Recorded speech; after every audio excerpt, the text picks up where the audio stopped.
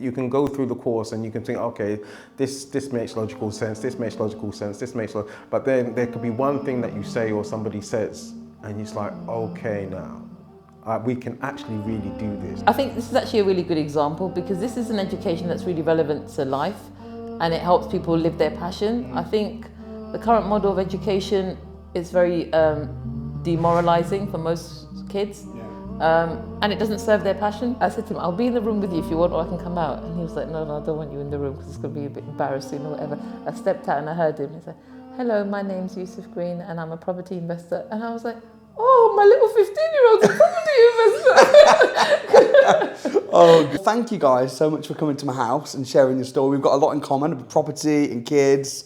How did you guys meet and when did you first get into property? So we met through charity. So we worked, our passion is like teaching, so I'm a teacher. And we also look into alternative sources of education. So we used a Miss Maria Montessori course model, and we established a school from ground up. So first of all was homeschooling. So my children, my eldest children, they were homeschooled, and then a group of homeschoolers came together and we created a school, and we're part of an organisation called like the Alameda Institute, and we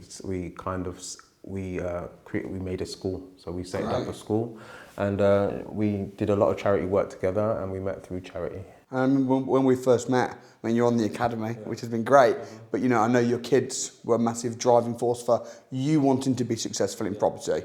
So, and now your kids are in property as well, which is amazing. So when did you decide you wanted to get into property? How did that come about? So I've always been reluctant about committing to property because I felt like it was something that sort of limits you, holds you down, doesn't allow you to sort of explore and enjoy, and you sort of the traditional ideas about what property does. You know, you're tied to a mortgage for 25 years and that kind of idea. Yeah, and do you think that's part of Islam as well? Because I know debt is a bad yeah. So thing. mortgages are, you know, some people sort of have different opinions about mortgages, and there are Islamic mortgages that you can explore, which is obviously what Matthew's been looking at.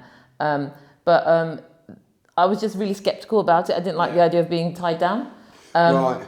So I've always been reluctant, but through sort of realising that, you know, investing and the growth that property offers you, I've been sort of dragged into it a little bit reluctantly, but I'm starting to see the benefits of it and the security that's important. And I think once I got married and had children, I started to understand, you know, why owning your own space and having that you can pass on to your children. So there's not always this insecurity about where you're going to live. That's the instability there. And I think that's something that Matthew got right from the beginning.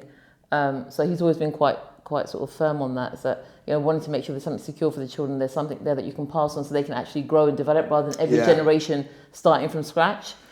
That's interesting that you had this idea of, you know, property was enslavement, entrapment, and that's really interesting because most people, I don't think that at all. Yeah. Normally property represents freedom and passive income and legacy, but that's interesting. I think that's what I understood, you know, at the time. And the sort of kind of 25 years you're tied down to this mortgage, and it was just like, oh my gosh, and you've got to pay it off. The sort of traditional understandings of debt and commitment and things like that. And there's a lot of truth in I mean, debt can entrap you and enslave you, absolutely. What was your, as a Muslim, Matthew, how did you get around the issue of debt? Because I get asked the question over and over by people, you know, what can we do? We want to get into property, we want to buy properties, but our religion is against taking out any debt. Could you say anything on that? Yeah, so what I did is I didn't get a mortgage for many years, and I put an ad in the mosque. So I knew I wanted a property, so I put an ad in the mosque. Anybody interested in buying a property with me, then just call this number. So they called the number, and there was 2 people came straight away. I actually knew these people. They went to my old school or something, and we put our money together. So in terms of like, you could do joint ventures instead of to raise the funds. Yeah. So instead of doing you doing it by yourself and waiting like 10 years saving up the money, it's easier to 3 people putting their money or 4 people putting their money together and actually getting the 25% themselves. So usually a buy-to-let is 25% down, and if you're putting the 25% down and 3 other people putting 25% down, then you can actually effectively just buy the property. All 3 of you bought the property, no mortgage. Yes. Yeah? And there's an opinion that you can have Islamic mortgages for your first house, and there are Islamic mortgages that you can use. Yeah, and so those are ways. So there are ways potentially around it. There are ways. Yeah. So now, today, fast forward however many years, you are both. Well, you don't have jobs anymore. You're full-time in property. Yes, that's correct. And you're making a passive income of about £3,000 to £4,000 a month. Yeah, for profit £3,000 a month easily, and yeah, so that's absolutely incredible. Well, massive congrats on what you've done. Has your perspective about property changed somewhat now? No, it has. What's your perspective now about property? I think because sort of my whole idea about work is that work should be something that serves what you actually want to do. Mm-hmm. And if you're working 9 to 5 and then overtime, you're actually just working and you're part of this cog in the wheel. You're not able to do what you actually want to do. You can't live your passion. Yeah. And then by the time you can live your passion, when your retirement comes through, you're too old to do anything with it, really. So if this is something that can free you up to actually do what you want to do, then that's phenomenal. And I think also for me, which was really quite powerful, is I think that people being autonomous and setting up their own businesses and experiencing what it feels like to be in charge and responsible and making decisions rather than just being under somebody. And I think feeling that kind of hope and fear, like, is the money going to come through this month or is it not? Having a bit of instability in your life is quite exciting. Right. And it keeps you on the edge, it keeps you appreciative. Like you don't take things for granted. You know the paycheck's going to come in every month, whether I turn up at school or not, you know, it's there. You've gone the whole other extreme now. Yeah, I think I'm a bit whack on that. This is the other extreme, but that yeah. What you play a big role in the property business. I know you manage the serviced accommodation side of the business. How is that?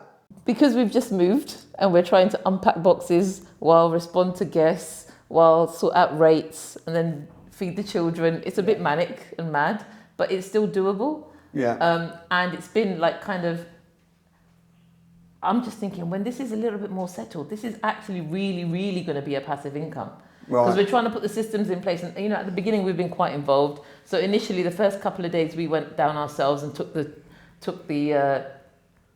bed sheets and the linen to the laundry ourselves. And, you know, Matthew was up all night ironing them and whatever. You know, because I was like, I'm not doing ironing. Or cleaning. But now we've got a cleaner in, we've got a laundrette that kind of does the ironing for us. You know, we're starting to sort of put things in place and see that actually this could be really, and the cleaner's really good. She sort of kind of itemized the whole cupboard herself and figured out when things need to be replenished. So it's really like looking like it's going to be very hands off very soon. Your biggest complaint is that you're having too many bookings. Yeah, that was my complaint. Like, we just got one the other day and I was like, oh man, another one. Yeah. She's saying, should we just leave the gap? Like, so I was going to lower the price for the because we had a gap where all week was booked apart from 2 days. Yeah. And we're saying, should I just lower the price down so I said, no, please, can we just? No, I don't have to deal with like another message. Like, let's just have 2 days off. But actually, it is becoming a lot easier and less hands-on. And even what it has been manageable within this sort of crazy period where we're moving, unpacking, settling down. You know, half the time we don't know where the charger is for the laptop. You know, it's kind of like that, and we're still managing it. So I think when you're in this kind of like a normal setup. Why does it need to be passive though? Because if you've quit your jobs and if you're literally full-time property, I know you've got kids and stuff, but why does it need to be 100% passive? Because we have... Matthew's passion is property. Mine is education. I want to develop resources and really start thinking about developing models and things like that and working on that. So he's brought you on to manage it, but then to also systemize it and make it completely passive. Yeah. That makes sense. So you guys have got properties as well. I know you've kind of operated a little bit all over the place. You've packaged and sold a deal in Liverpool. Yes, that's correct. You've helped your children buy a property in Leeds. Yeah, that was really interesting, yeah. You've got a property just outside of London, which is serviced accommodation. So when you're looking to get a property deal, how do you choose where to go? How do you find an area that's good? That's the big question. And I think going on like the academy or your courses, that really, really helps narrow it down. So there's so many different strategies that you can use to generate money in property. But when you go on your, and I was like, what should I do? Like, where should I go? Where's my patch? Where's my area? Yeah. And then when you sit down with someone like yourself or someone like Tony, one of the mentors on the course, you can really use your experience and your expertise to kind of fine tune what is going to be your strategy for this moment in time, because this is what you need.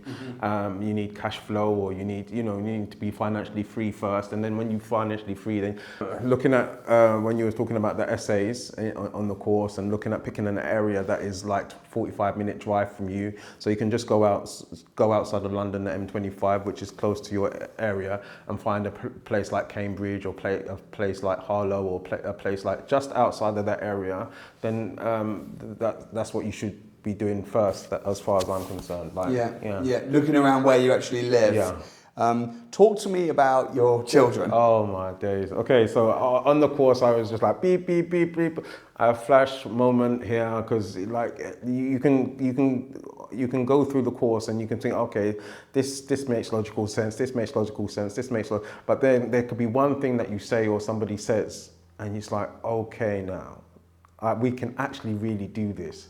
So one of the things is my daughter's renting, she's in Leeds, she's graduated in Leeds University with her first, and she was living in some accommodation, and she's paying rent.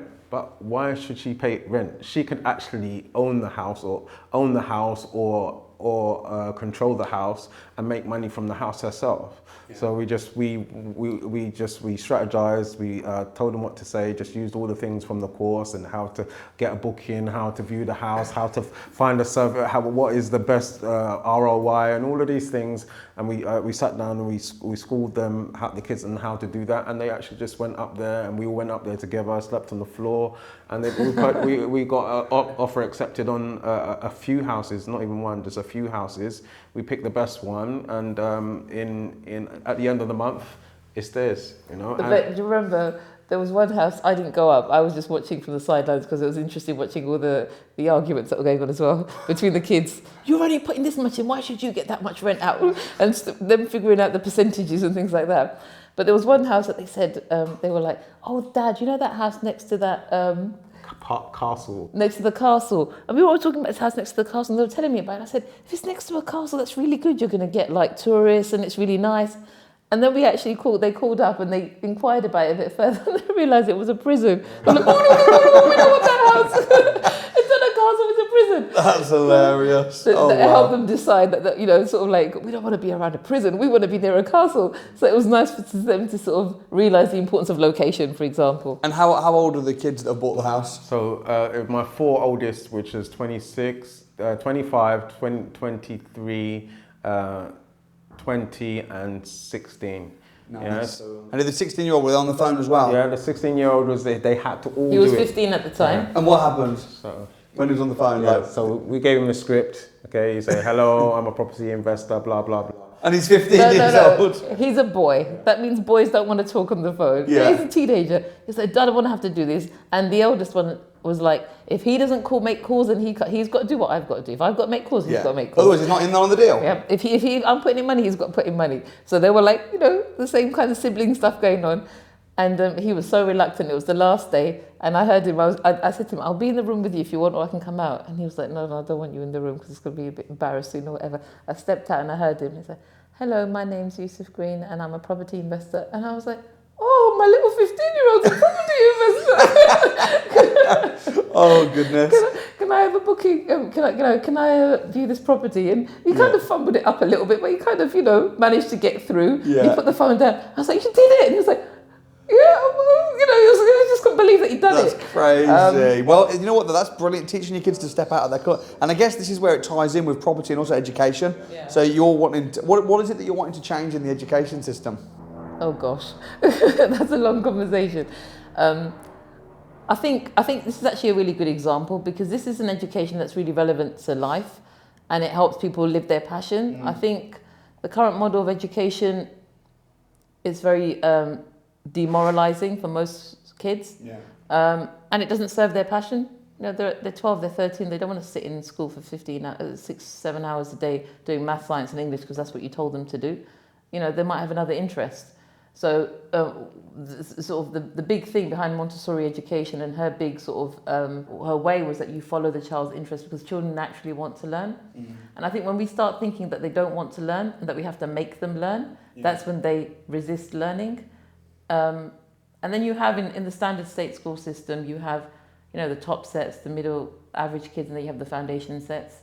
And if you're in a foundation set, you're just a number. So you're a negative number. So you automatically say to yourself that I'm rubbish. Because you're in that class. You're in the foundation set. Everyone knows you're in the foundation set. You're going to say you're rubbish. It means something that isn't going to... It's not good for your self-esteem. It's not going to build you as a human being, and you didn't come here to be crushed. Well, when I was at school, you know this. I mean, I sat on a special needs desk and was told basically that I was stupid. Absolutely, yeah. And then ended up being worth £20 million. Yeah. High five. Yeah. Myself too. I was in special needs class too. What was wrong with you? Nothing. Yeah, that's the point, right? That's the point. Nothing's wrong. Yeah. What is that? But that's what you say to yourself. Yeah. That's a classic example. What is wrong with me? Yeah. And even now, I'm a teacher and I've done a good degree, whatever.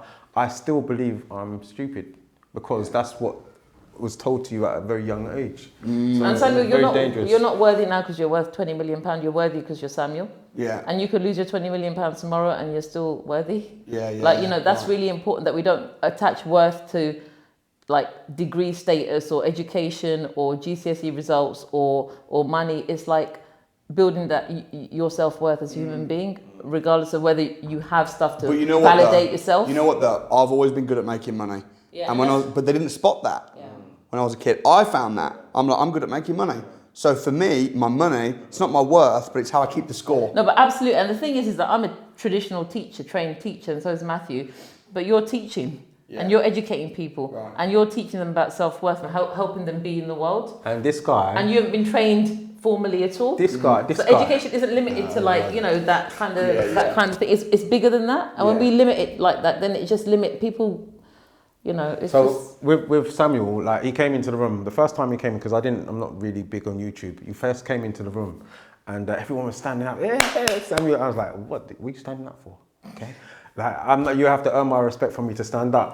By the end of the course, I swear I was crying. This guy, he changes lives. And I said to you, he does more for Black Lives Matters, because of who he is and who his wife is, than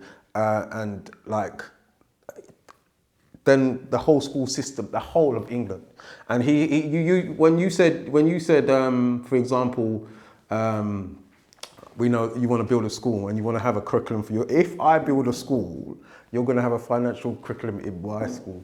I love that. You're going to have a financial curriculum. We're going to teach these kids how to be financially free so that they can do what they want in the world and make a big difference in the world. Yeah, right. And you know what? Having that drive as well, having a reason, and you're the same as me. We've got a bigger. It's not just about I'm trying to make the money. Yeah. It's actually property gives us freedom, choices, time to do what And for me, having a training company is a mission for me.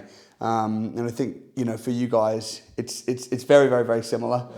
What is it that when the going gets tough? Because I know in property it's not all rosy. There's times when you feel like quitting or this is really bad guest. How do you deal with those hard times? I phone your mum. You phoned who? I phone your mum. I phoned your mum. Right. I phoned his mum. His mum she's such a sweet woman. And, are you serious? I'm very serious. She's one of the mentors on the academy. Oh my! And after you get off the phone with her, and people like Tony, it's like okay, yes, you can breathe again, and then you can, and everybody on the course are at different levels. So there's people just flying, and there's people behind thinking, oh, no, I'll never get there, blah blah blah. But when you share ideas with all of these people, and then you can bring them in. Because they've got all the desire, they've got all the push, they've got the time. You don't have the time, or they've got the skills. There's some of them, it's just amazing. One girl I met, I don't know how to do social media. She was like, okay, I'll teach you. I said, yes. So she showed me how to do the social media and put me on the platform. And if she ever needs anything from me, I'm there. So that networking, that team building, that environment, that is so important to keep you when you're going to go down. You know, Yeah, right. You're gonna have periods when things are not working for you, or you've got other things that you have to do in order to do what you want to do, and then you lose the plot a little bit. But then when you reconnect with these people, and you know, Yeah, that's amazing. I think you thought that he was insulting me when I said, "How do you deal with tough days?" Your mum. Right. I was like, oh, really? Okay. How long have you been in property then? Because I know when we met, you got some experience in property. You've obviously now scaled up and you've systemised things and you're working a bit smarter. But when did you first get into property? When did you first buy an investment house? So that was when I was probably about, apart from on the It's Monopoly board. It would have been like it was 16, 17 years ago. Yeah, something like that. Because you paid off the Islamic mortgage was Yeah. like 15 years Yeah, long, yeah. wasn't it? And then Yeah. you just paid it off. Yeah, It finished yeah, recently. 16. So why did you join the academy? Because I knew that if I want to fulfill my dream, because I want to build a school, we want to buy a school like in London, which is going to cost maybe at least like 1.5 million. If I don't if I don't have people, a network of people where I can share my ideas with, grow, help direct me in the right property direction, then it's not going to happen. Even the contracts alone, you know, even the contracts alone is like worth the money. Do you know? And How do you mean, sorry, the contracts? so, like, if you're going to do for example, a lease option agreement, because a good way of buying the school would be doing a lease option agreement. Yeah. So you get and then and if you don't do the contracts right, and you don't have the resources to do the contracts right, then you could, instead of making X amount of money, you're going to lose Y amount of money, and that just doesn't make any sense. Sure. Oh, so you mean on the academy having access to the All contracts? the paperwork and stuff is... Yeah. Well, your deal, you sold a deal in Liverpool. How much did you make on that? 3,500. 3.5, like it's nothing, Yeah. you know, like back. But again, to do that, you need contracts. Yeah, totally. Which you had access, which you had access to.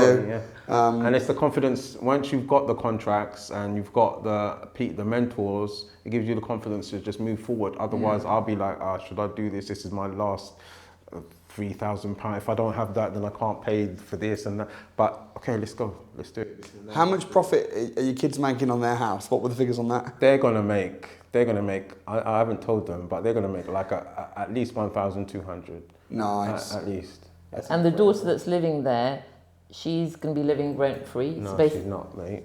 I thought that was the agreement, though. She's the manager and she She's is the manager. rent-free. She has to pay half rent. Oh, she's like half right. Okay. Because it's all theirs. Yes. So everything's gonna be theirs, and so it's not fair that she just lives there. Okay. But it's basically set them up for life, though. Yeah. The skills. It's huge. Yeah. It's incredible what and I'm sure that's the first of many properties. Yeah, it will be. They're gonna be much better than me. You know. What would be your advice to somebody wanting to get into property? What would be your best advice? I would say, that's a good question. I would say you must get into property first of all. Like, don't think about not getting into Make property, a decision. yeah. And if you're short on finances, look at the area, look at yourself, look at your environment. Okay, so you live in a house and there's a spare room in your house. Rent that spare room out. You know, Wow. rent that spare. So get the knowledge, yeah, and use your environment that you're in. So at least you get the knowledge in terms of if you want to do a rent to rent or you want to do a HMO or rent to, get the knowledge, okay? Get the knowledge, get the contracts, and just get the environment and march forward. March forward. I love that about being resourceful as well. Thinking, what have I currently got? Also, who do I currently know? Yeah. Like the guy that you sold that deal to, that wasn't anybody even on the academy. That was just somebody that you knew. Yeah. You know, so you found the deal on the training, and then you thought, who do I know that might want a deal like this? And then bang, 3.5 grand. You're so resourceful. You know, what's been the biggest learning curve then for yourself? I think just trusting that the just go with the process, because the interest that we've had in the service accommodation has been like overwhelming. Yeah. I'm like, I was so skeptical about Matthew. When he told me how much money he's put down for the academy, I was like, oh my gosh. He came home that evening, I was like, we're trying to buy a house. I'm going to have no new carpets or furniture. I was like, oh my gosh, I can't believe he's done that. But I thought, you know what? you can't crush somebody. He's got to live his passion. You've got to let people do what they need to do. Okay, I'm going to let him make his mistakes. I was being very generous. I'll let him make his mistakes. I'm not going to say, I told you so. And then suddenly I'm having to like eat my words internally because I didn't say it out loud. Well, I might have a few times if we had a disagreement. And I'm thinking, oh, shame. Oh my gosh, we've got a booking and another one, and people are paying that much money to live here, like really?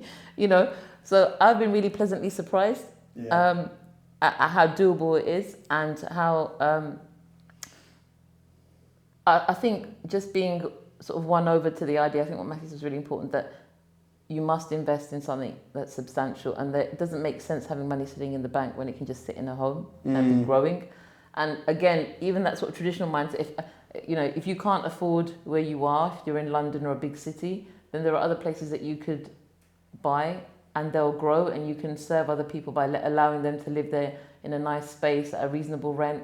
It serves them and it serves you because you've got growth at a price that's more affordable for you. Yeah. So just really thinking outside the box. Property's been a really good education for me to really think outside of the box and sort of think in non-traditional ways. And it's been really fun actually, because doing the house up, I got some creative license on the essay and doing it up, and it was fun. And she makes it look really beautiful. I can imagine. So it was fun doing that up and being quite creative. I'm really into sort of being resourceful, and upcycling and things like that. But I also wanted things to be nice. And also you've got to sort of think about the kind of average market of what people's taste is like. And so it was nice sort of being able to put myself in other people's shoes, looking at places like Gumtree and Facebook Marketplace for things that were new or people were selling because they're moving or whatever, but it's in like new condition or nearly new, and thinking that could be really nice actually. And so even with our place now where we've moved, I don't think we've actually bought anything in our own house that's brand new. We've looked at things that are like being sold, the brand new that people are selling, or things like that. So it feels like you're kind of supporting people even in your purchasing. Right. And it's not just going to sit in landfill or going to sit in a dump somewhere. It's actually being moved around and used in really nice ways. And then you get a sort of a wider spread of what you can actually purchase and look at, because it's quite, it's been really interesting. And what's the total bookings? What's the revenue per month? I know you're making $3,000 a month profit, but what's the revenue? I think What do you mean, the income? minimum 5. 5,000. Right. Yeah. That's a lot of bookings. Yeah. And what's the average room per night then? So we just do the whole house, and we probably $250. $250 a night. And who are these people? Are they like tourists or contractors or relocators? All of them. We haven't got a relocator yet. No, we had I want a tourists. relocator. The people that just left this morning were from Australia. We've had people from China. From Hong Kong, another Australian's coming next week. We've had someone from Romania coming. But we also had the contractors. I didn't realise they were contractors. That was a good learning experience, actually. They came for 4 days in the week, Tuesday to Friday. And I was wondering, who's that? 4 days, Tuesday to Friday, it's unusual. And then on Friday, they messaged me saying, do you mind if we stay a bit longer because our work's still ongoing? Yeah, that happens a lot. And I was like, oh no, because we had a booking right at the beginning of the week, and it actually wasn't a real booking. It was, we'd basically blocked off that 2 days for a family member to stay because they were travelling, and we were like, we lost, how much we lose? £1,000 on that booking. Just by letting someone. And we thought, what should we do? And it was this old elderly uncle, and we thought, no, we can't tell him no, because he was so looking forward to living at this nice place. Yeah, shame. Oh, we're just gonna have to take the hit. Drop him an invoice. We just took the hit and said, sorry, we're booked out for next week. We haven't got the availability. But what we realised was that if we get a contractor in, because they were electrical people, we should actually ask them at the onset, if you need to extend, let us know so we can like block off for you. Because that was a nice secure booking, and it would have just continued, and they were nice, clean. So I hope your uncle's watching this now. We didn't tell him. He doesn't know. Did you tell him? We didn't tell him. It's nice though to be able to provide accommodation for your family. Is a nice thing. What Matthew, what's the plan from here then? Like, what's the goal now? So financial freedom means more space and time to move. So I need to like maybe BRRs, lease option agreement, or land. Yeah. So if we're gonna build this school great enough, I think those are the money. Those are the great. Yeah. So now you've got financial freedom. You want to now create wealth to then give you money to be able to really fund the things you And want to do. it's so good because you can help everybody. Like you don't need. I'm gonna take maybe a small token, but if I know people in my family, my friends, and you're just gonna advise them. You know, you're gonna like, why are you doing that? Why are you paying off your whole mortgage for? What's wrong with you? Yeah? Do this, yeah? Or whatever. You can help people in so many different. Yeah. How do you know when an area is going to work well on serviced accommodation? How were you so confident about this particular property, and how did you? Yeah, we went through your course, so I thought I didn't know, but after going through the course, it's got a hotel nearby, like hotspot. Yeah. Oh, there's a hotel around the corner. Then it's like, is there transport links? Okay. Can you get contractors in? Oh, they're building so many things over there. It's like all of the boxes were kind of like ticked, and it's like, ding. You know it's going to work. It's a process, isn't it? It's like any skill or art. It's not luck. Yeah. It's not guessing. Yeah. It's just following the process. Yeah. And once you do the course, it gives you confidence to move. Otherwise, the confidence is a big thing. I think you can like theoretically know things, but that sort of energy he came back with, I was like, well, initially it was like, okay, stop now. You're trying to high five, yeah. Stop being so excitable and irresponsible. Remember that money you paid? But slowly you realize that actually that's what it is. When you have this passion, you attract positivity to yourself, and it becomes positive, and it's like that gratitude kind of mindset. Yeah, he's positive because he's around me and the guys making money, doing deals, and he's like, whoa! Yeah. You know, everyone's getting home pumped. Yeah. What was it that made you agree to come and do this interview? I was I wasn't sure. I generally sit on the fence on most things. I have to, and I thought Matthew was like, it'd be good. You're the ones actually doing a lot of the work with setting things up, and you can give a good insight into what it's actually like. And also, I thought it'd be good in terms of we are a team. Yeah. So we represented as a team. So you had to. We got a spiritual kind of teacher, and you had to. I asked him. I said, "Is it going to be good for me to go, or is it better for me not to go?" And he said, "Yeah, go." Yeah. So I wanted to have that go ahead. Like, is it good to go? Is it good for my growth? Is it good for whoever's going to benefit? So hopefully. Well, I'm so glad that you did, because I'm sure there's going to be people watching that might be able to relate to you in many ways that couldn't necessarily relate to me. Sure. And coming on and being a light and sort of stepping out, I'm really glad that you came today. Thank you for having us. Yeah, and Matthew, it's been a blast, man. What's it been like working together over the last 6 months? You are like, it's the transport, because like I said before, I couldn't even stand up for you before. But afterwards, it's like. He'd be telling me stuff and crying. I'd be like, "Oh my gosh!" You know, the last thing we went and you did. It was the council. The late two girls who were council tenants, and they got the right to buy. Yeah. And then you offered them a way out in terms of because from now they're going to be financial. They could be. Like to go from not being a property owner to being a property owner, that's just going to change your life and generational wealth, because otherwise you're just trapped forever. Yeah. Oh, I remember. Yeah, there was a lady that had the right to buy but couldn't pay the legal fees, and I was just like, I'll pay. Oh wow. Because it was just like literally she had a massive discount, but that little small £1,000 was just not letting her. But the breakthroughs that happen are amazing. And Matthew, again, that's thanks. really generous of you. Wow. Well, no, it was a small gesture, but it's the kind of thing that happens. And again, they're all students. They've all invested. My attitude is, I want to help as many people as I can. But when people invest, like obviously Matthew joined the academy. When people invest in themselves, it kind of gives me permission to be able to invest in them. Sure. Okay. So it's been a blast, and I'm really pleased and proud of what you've done. And I know it's just the start, but more than what you're doing for the next generation and sowing back into the generation, massive respect. And thank you for sharing, and thank you for being an asset to the community. Thank you.